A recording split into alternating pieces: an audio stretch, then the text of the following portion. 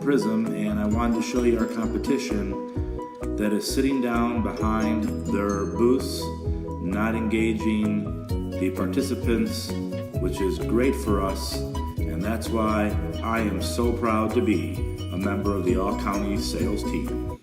Hello sales team, this is your video for this week, and I want to go over, before we start anything new, I want to go over what we did in our last video.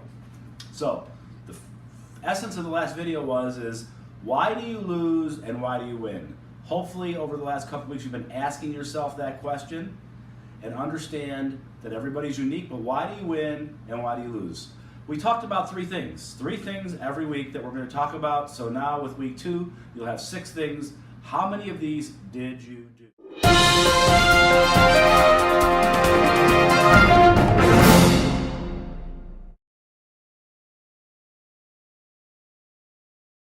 First off, did you ping your customer or prospect before you sent a quote? We talked about this. You have to ping certain customers so you know where you're at. That means you call them on the phone and you have a conversation with them, hopefully some small talk and some relationship things first, and then ask them about your quote, you're putting it together, this is the number you're at, and this is where you need some guidance. Could they please help you? You're asking for help, and hopefully you're going to get some guidance on your number. Sometimes you won't, but it's worth a try. Number 2, key, deliver quotes in person. We have become this internet society where all we do is send these emails out, and that loses the personal touch. When you have an important quote and when it's feasible, deliver the quote in person.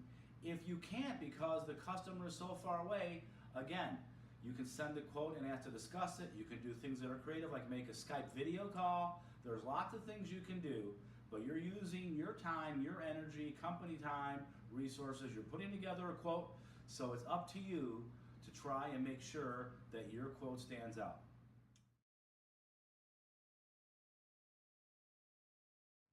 And lastly, are you using the personal touch of sending a note? Not just a thank you note, but a note that says, glad you have our quote, let me know what the next step is, like to set up a meeting, personal touch in your note so that that handwritten note is special. I know when I get one, it stands out. I can come to mind right now, the last few people that send me notes, I remember them, it helps you be memorable. So going over those 3 things from the last video is pinging the customer, delivering the quotes in person, and 3, sending a note on your company stationery.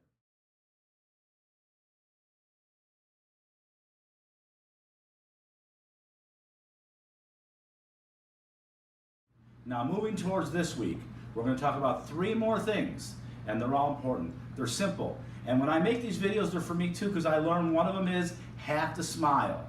I know that one of the things that I need to do is I need to smile more.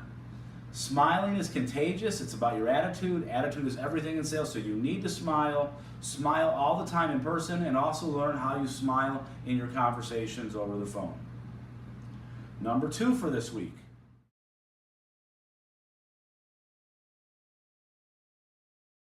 Qualify your leads ahead of time. That means you may have to follow up on all your leads, but you also can use discretion on how much time you spend on them. If you're qualifying your leads, then you will know how much time to spend. If you don't think that the lead has a lot of potential, it's not the size job or the fit for your company, then you'll go through the motions and you'll spend less time on leads that have lower potentials. And then of course, you're going to spend more time on the jobs and quotes that have a higher probability, fit you better, and are in your wheelhouse. So make sure that you're calibrating that. If you have to follow up every lead, that's fine, but spend more time on the ones that are best for you, your company, and for your commissions. And lastly, and this is really important, use your CRM. The CRM is a way for you to have a virtual assistant to help you. It's a collection place for all your quotes, your maps, anything that you're doing, but it also sets reminders, it does automation to ping your customers after quotes have been sent out. Use your CRM. The notes don't have to be fancy, you don't have to write a book, all you have to do is collect data. That data is so powerful. After you have a year or two of data under your belt, you'll see how you can use it. But just even in the first 30 to 60 days, you'll see how powerful the CRM is. All right, make sure you're using your CRM. Thank you very much. Remember to follow the 6 things we talked about from week 1 to week 2. We wish you a great week, and we'll have another video in 2 weeks. Thank you.